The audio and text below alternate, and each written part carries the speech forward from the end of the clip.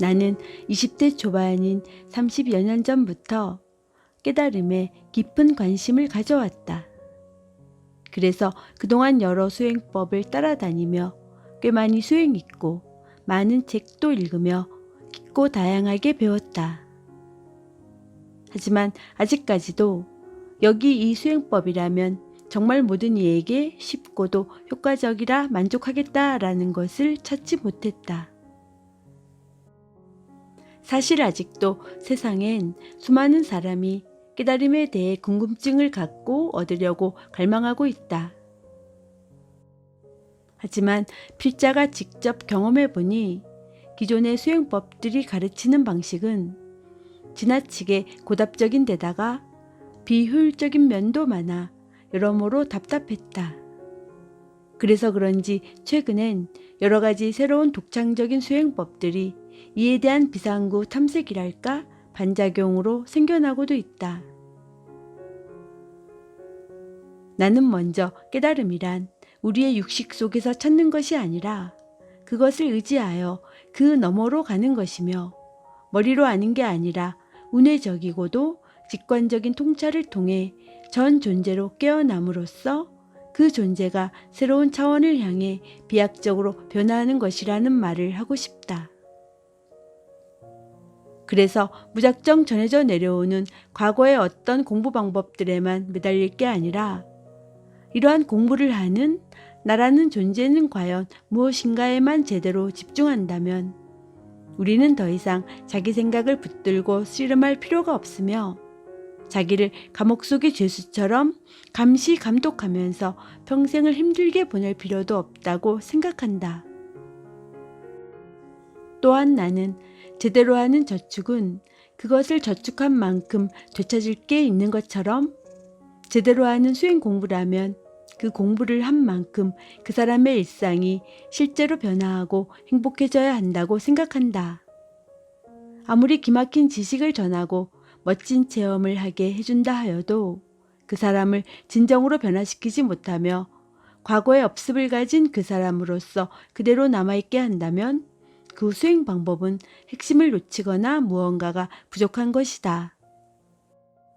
세상 사람 전부가 다 자기의 가정과 일터를 떠나서 사찰이든 수도원이든 어디론가 들어가서 특정한 방법으로만 수행해야 한다면 사회는 어떻게 되겠는가? 나는 그래서 수행과 실생활과의 병행 문제를 해결하는 새로운 실용적 수행법을 개발하여 전파하는 데 나름대로 심혈을 기울여왔다. 일상적인 생활을 하면서 그 속에서의 삶이 그대로 수행과 연결된다면 그보다 더 바람직한 것이 없기 때문이다. 이 책은 그러한 일반인들의 희망을 충족시키기 위해 쓰인 책이다. 그리고 가능하면 개념을 벗어나 직관과 느낌으로 읽도록 했다. 그래서 이 책을 가슴으로 읽고 느끼며 공감하고 공명하는 가운데 독자들이 깨어남을 자각하고 새로운 느낌을 통한 영적 통찰이 자연스럽게 열리기를 시도했다. 따라서 읽으면서 자신도 모르는 사이에 새로운 탄성과 시야가 열리는 체험을 얻게 하려고 나름대로 노력하였다. 모쪼록 인연이 있는 많은 분과 글자와 시공을 뛰어넘은 영적인 만남을 기대하며 그분들의 내면에 이 글의 내용에 공감하고 공명하는 에너지가 충만해져서 마침내 본성의 아름다운 꽃이 여기저기에 활짝 피어나기를 마음속 깊이 기원할 따름이다.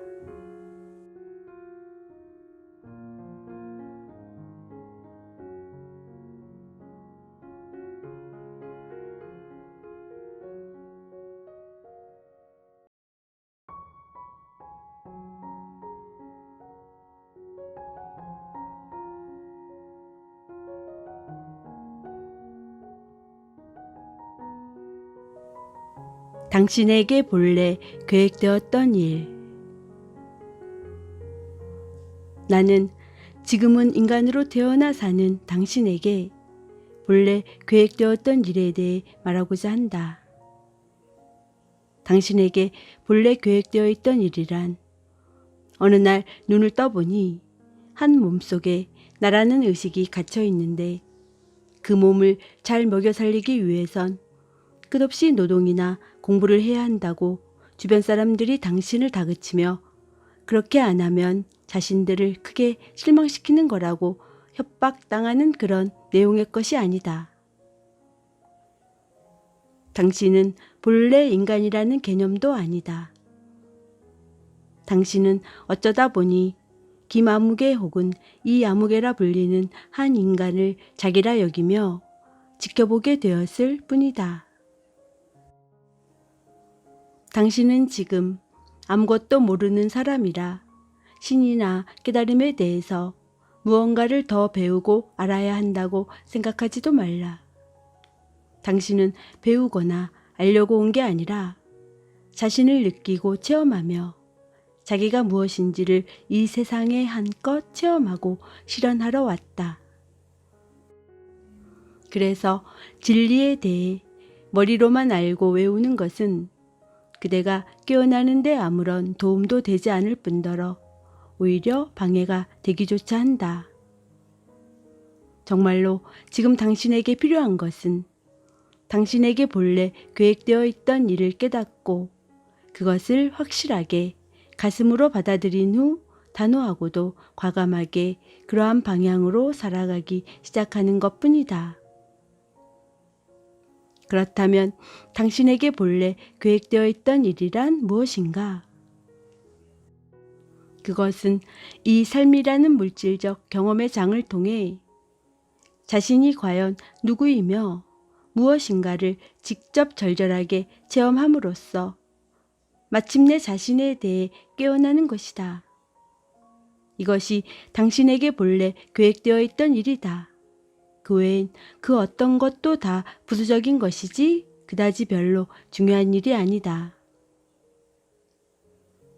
당신은 본래 누구이며 무엇인가? 그것을 기존 종교나 수행법의 가르침대로 미리 참나, 진화, 본성, 실제 등의 개념적인 말로 정의하거나 무아나 공이라는 등의 용어로 확정하여 가지거나 알려하지 말자.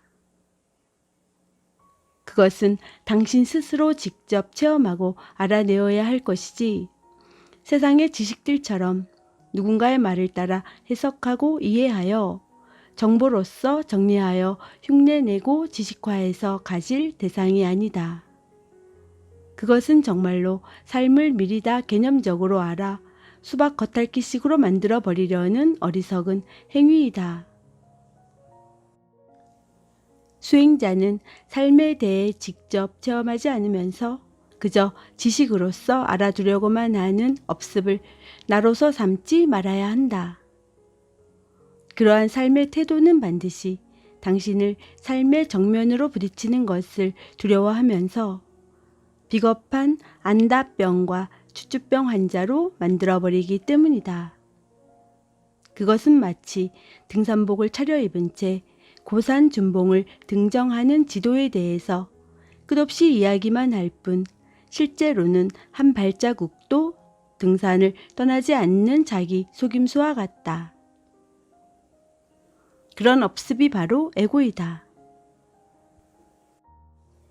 에고는 반드시 당신을 옳고 그름 속에 밀어넣고 끝없이 맞다 틀리다 분별하게 하면서 계속하여 무언가에 대해 저항하고 싸우며 대립하게 할 것이다.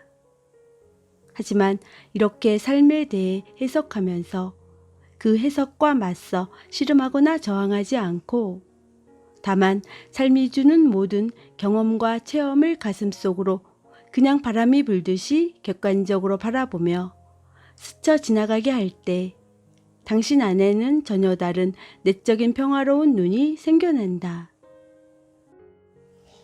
그 눈은 곧 삶이란 나라는 온 존재를 관통하여 흐르는 아름답고도 경이로운 경험이라는 진실을 보고 느끼게 해준다.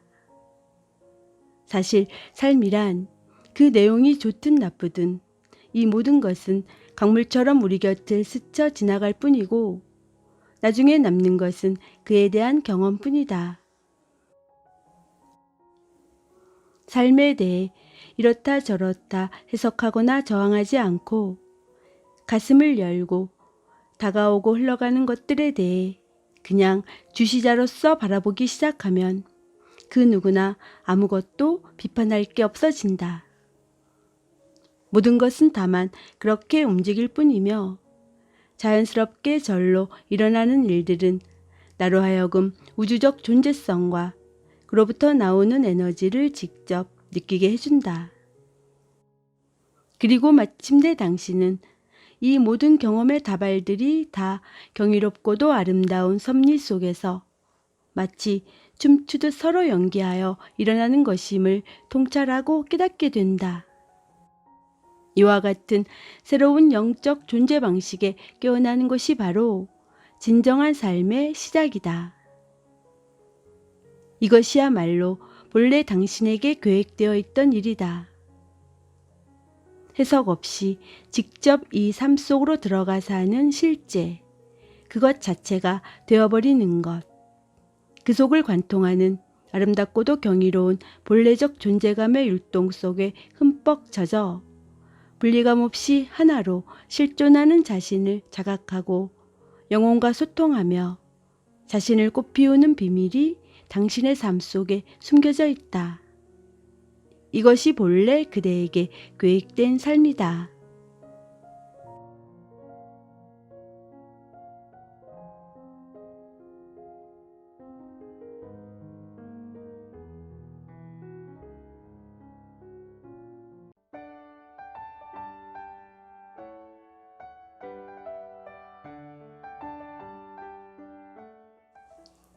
영성이 사는 삶. 내가 사는 게 아니라 영성이 나를 사는 삶으로 나의 존재 방식을 바꾸어 보자. 그러려면 오직 한 가지만이 필요하다. 그것은 마음이 활동하기 시작할 때 마음이 짓고 만드는 내용물을 따라가는 대신에 나를 창조하는 마음 그 자체에 주목하고 집중하는 것이다. 우리는 생명 현상에 대해 태어났다가 다시 소멸한다는 오해를 하고 있다. 하지만 생명이란 대체 무엇인가?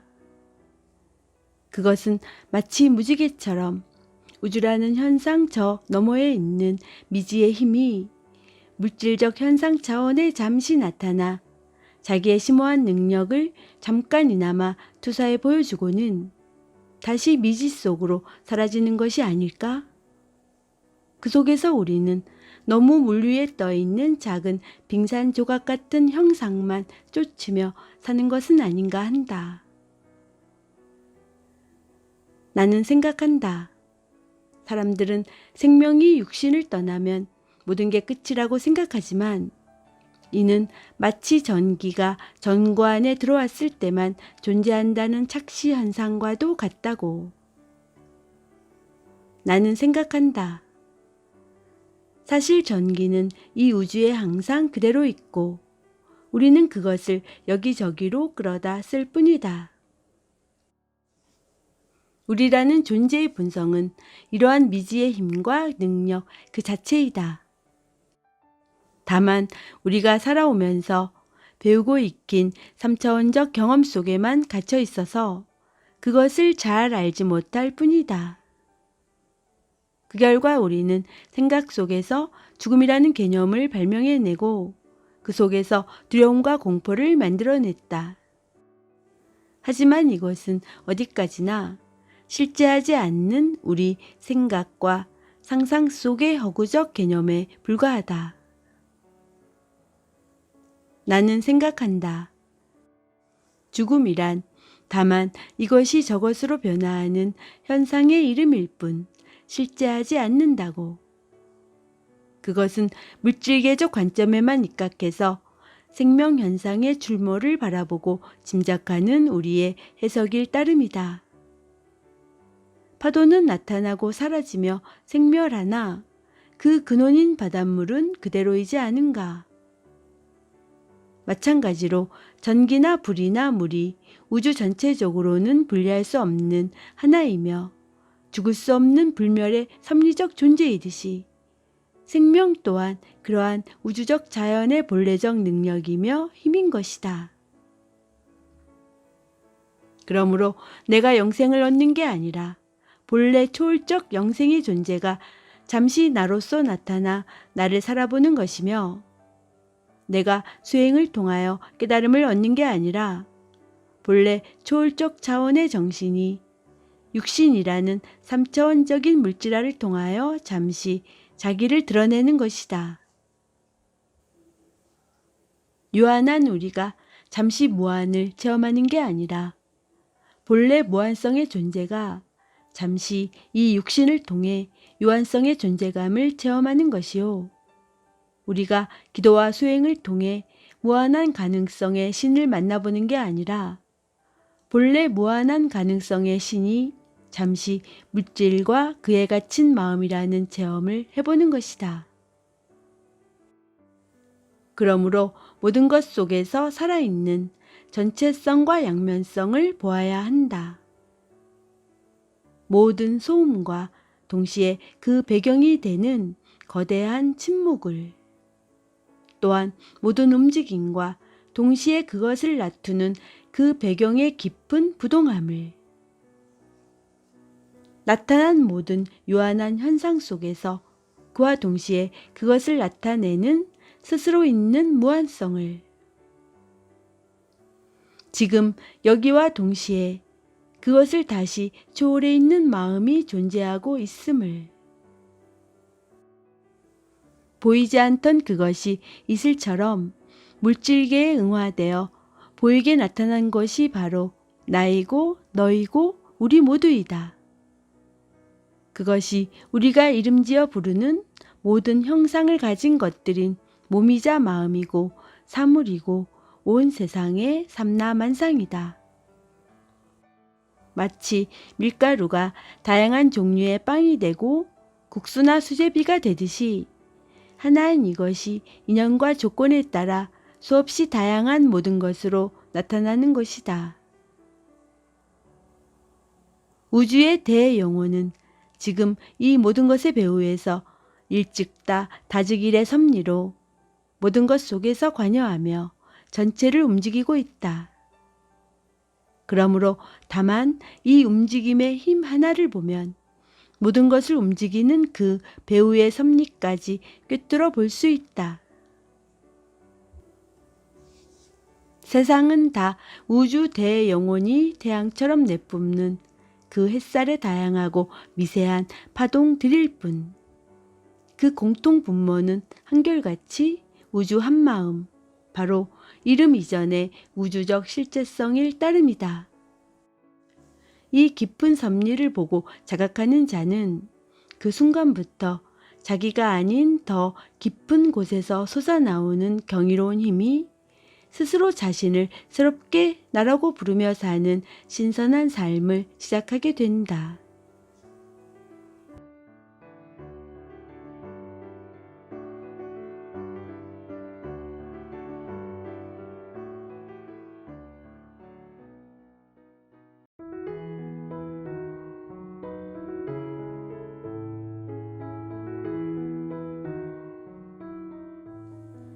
꽃 한 송이의 의문. 어떤 거대한 나무에 매달린 채 피어난 새 꽃송이 하나가 어느 날 문득 가을이 오면 떨어져 죽고 없어져 버릴 자기의 보잘것없는 운명을 생각하고는 허무하기도 하고 슬퍼져서 나는 누구인가를 찾고 사색하는 명상을 시작했습니다. 한동안 그러다가 진척이 없어 그는 다른 오래된 늙은 꽃을 찾아 자기 의문을 물었습니다. 그랬더니 그 꽃이 그에게 말해주었습니다. 오래전에 어떤 무리를 걸었던 멋진 기적을 행한 빛나는 꽃이 한 송이 있었는데, 그 꽃은 하나님의 아들이라 그를 믿으면 너도 영원히 죽지 않고 구원을 받는다는 것이었습니다. 믿음보다는 실제로 자기가 직접 체험하기를 원했던 그는 또 다른 늙은 꽃을 찾아 다시 물었습니다. 그랬더니 그 꽃은 무엇을 어떻게 열심히 수행하면 오랜 시간이 흐른 후에 어떤 대단한 경지에 오르는데 그러면 자연히 알게 될 것이라고 답했습니다. 하지만 그가 말하는 수행의 길은 너무나도 멀고 어려워 젊은 꽃송이는 자기의 짧은 일생 중에 그것이 실현될지 의문이 들었습니다. 그래서 그는 또다시 다른 지혜로운 늙은 꽃을 찾아가 물었습니다. 그랬더니 그의 대답은 아주 달랐습니다. 그는 젊은 꽃송이에게 지금 너라는 존재의 근원은 무엇이냐? 라고 되물었습니다. 젊은 꽃은 자기가 달린 나뭇가지를 보고 그것이 자기의 근원이라고 답했습니다. 그러자 그 늙은 꽃은 다시 물어왔습니다. 근원을 끝까지 더 봐. 네가 달린 이 가지의 근원은 다시 또 뭘까? 젊은 꽃은 몇 번이고 계속하여 되풀이되는 그 말에 자기라는 존재의 마지막 근원인 뿌리는 결국 자기가 달린 이 거대한 나무임을 알았습니다. 아, 이 나무네요. 그래, 그렇다면 이제 다시 묻겠다. 너는 꽃인가 줄기인가 아니면 이 나무인가? 그 지혜로운 꽃이 그에게 다시 물어왔습니다. 전 지금은 아주 작은 한 송이 꽃일 뿐이잖아요. 그러자 지혜로운 꽃이 그에게 다시 설명해 주었습니다. 아니란다. 그건 네 생각일 뿐이야. 이제부터 내 말을 잘 들어라. 너는 네 눈으로 형상인 너를 보고 그렇게 답하지만 마음속 무형의 존재인 이 나무 전체로서의 한 생명이 지금도 네 속에 들어와 너를 꽃피우며 살고 있다는 진실에 눈을 떠라. 이렇게 너를 이 나무 전체인 하나의 대생명이라고 다시 느끼면서 본다면 네가 생각하던 과거의 작은 너보다 더 거대한 자아가 새롭게 인식되며 느껴지기 시작한단다. 그것을 너라고 여긴다면 그것은 그 순간부터 바로 네가 된단다. 이처럼 진정한 너는 네가 너라고 인정하는 바로 그것이란다. 이제 형상을 넘어서 있는 무형적인 너라는 생명의 본질을 잘 통찰해 보아라. 너는 여태껏 네 눈에 속아서 꽃인 너와 나무줄기 그리고 이 나무를 따로따로 다 분리해서 보아왔다. 하지만 더 큰 관점에서 본다면 이 모두가 다 나무라는 큰 하나의 바탕 위에 다시 그 생명을 부분적으로 나눠 가진 존재들일 뿐이란다. 그래서 진정한 너는 이미 이 나무의 전체적인 위대한 하나의 생명, 바로 그것 자체란다. 왜냐하면 지금 네 몸속을 흐르는 생명은 너라는 한 송이 꽃의 소유가 아니라 이 나무 전체의 큰 한 생명이 네 속에도 들어와 너를 꽃피우고 있는 것이기 때문이지. 너는 이제까지 눈에 속아서 형상만으로 생명의 단위를 세워왔다. 하지만 이제부터는 겉의 형상으로만 보지 말고 그 형상조차 있게 하는 힘을 보아라.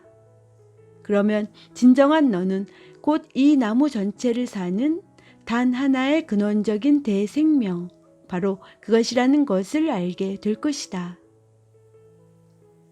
너는 네 눈과 감각이 만든 분별에 속아 보다 더 크고 깊은 섭리적 존재인 진정한 너 자신을 알아차리지 못한 거란다. 즉 바로 이 큰 나무의 위대한 생명이 바로 너 자신이란다. 작은 꽃은 늙은 꽃의 말에 큰 감명을 받았습니다. 그리고 나는 누구인가에 대한 궁극적인 해답과 깨달음을 얻었습니다. 자, 이제 제가 당신에게 묻겠습니다. 이 꽃 한 송이의 의문이 우리가 지금 이 우주라는 거대한 나무에서 찾는 나는 누구인가의 질문과 근본적으로 무엇이 다르겠습니까? 여러분은 이 몸입니까? 인간이라는 집단 의식입니까? 아니면 더 나아가 이 우주 전체를 있게 하는 위대한 힘과 생명, 바로 그것입니까? 나는 매 순간 내가 나라고 진심으로 인정하고 받아들이는 바로 그것이 됩니다. 이것을 머리가 아닌 가슴으로 깊이 묵상하고 마음의 눈을 떠 그 위대한 대생명의 마음과 하나됨을 느껴보십시오. 내가 무엇과 하나라 하면 바로 그때부터 나는 그것이 될 수 있습니다. 이것이 바로 마음의 본디 힘이자 능력이 나타나는 비밀스러운 섭리입니다. 때로는 오랜 수행보다 한순간의 믿음이나 자각이 깨어남에 더 큰 효과가 있습니다. 모든 수행은 어떤 체험이나 자각을 얻기 위한 정신적 투자에 불과합니다. 그러므로 통찰이나 자각으로 일순간에 같은 효과를 얻을 수 있다면 장기간에 걸친 수행보다 훨씬 더 빠르고 효율적일 것입니다. 사실 모든 수행의 목적은 크고 깊은 자각의 순간을 얻기 위함입니다.